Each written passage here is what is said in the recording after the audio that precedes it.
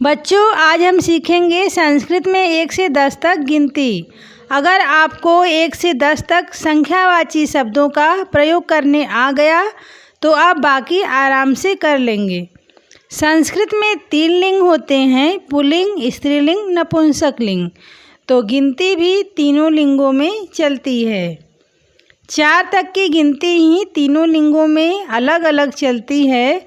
इसके बाद की गिनती तीनों लिंगों में एक समान चलती है। पुल्लिंग, स्त्रीलिंग, नपुंसकलिंग।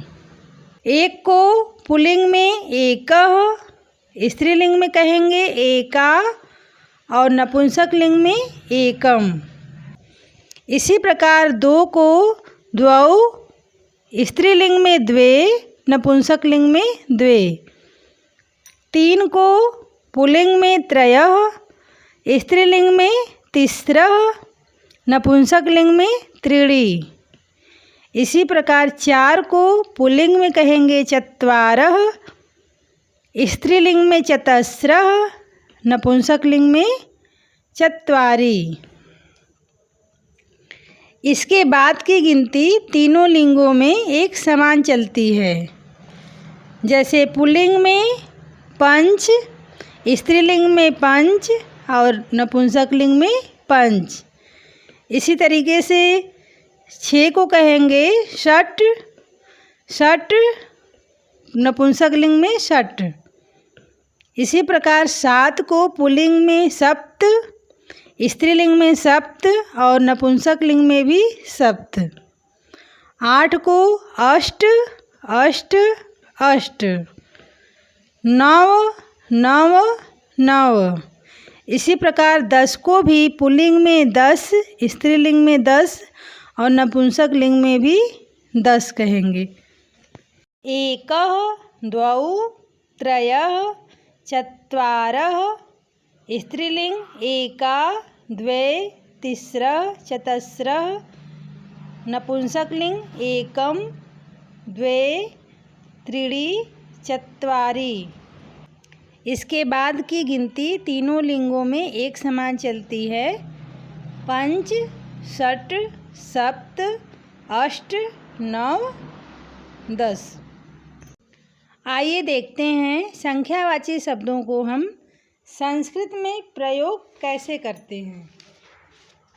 यदि हमें कहना है एक लड़का, लड़का पुल्लिंग शब्द है तो इसलिए यहाँ पर होगा एकः बालकः। एक लड़की, एका बालिका। एक पुस्तक, एकम पुस्तकम। इसी प्रकार से 2 लड़के, द्वौ बालकौ, 2 लड़कियाँ, द्वे बालिके, 2 पुस्तक, द्वे पुस्तके। इसी प्रकार से 3 लड़के, त्रयः बालकाः, 3 लड़कियाँ, तिस्रः बालिकाः, 3 पुस्तकें, त्रीणि पुस्तकानि। इसी प्रकार अगर 4 लड़के हैं तो वहाँ पे पुल्लिंग है तो कहेंगे चत्वारः बालकाः, 4 लड़कियाँ, चतस्रः बालिकाः, 4 पुस्तकें, 4 किताबें, चत्वारि पुस्तकानि। 4 के बाद की गिनती तीनों लिंगों में एक समान चलती है। जैसे 5 बालक, पंच बालिका, 5 लड़कियाँ, पंच बालिका, 5 किताबें, पंच पुस्तकानि। जैसे हम इसे वाक्य प्रयोग करेंगे, एक बालक पढ़ता है, एकः बालकः पठति। एक बालिका पढ़ती है, एका बालिका पठति। एक पुस्तक है, एकम पुस्तकम।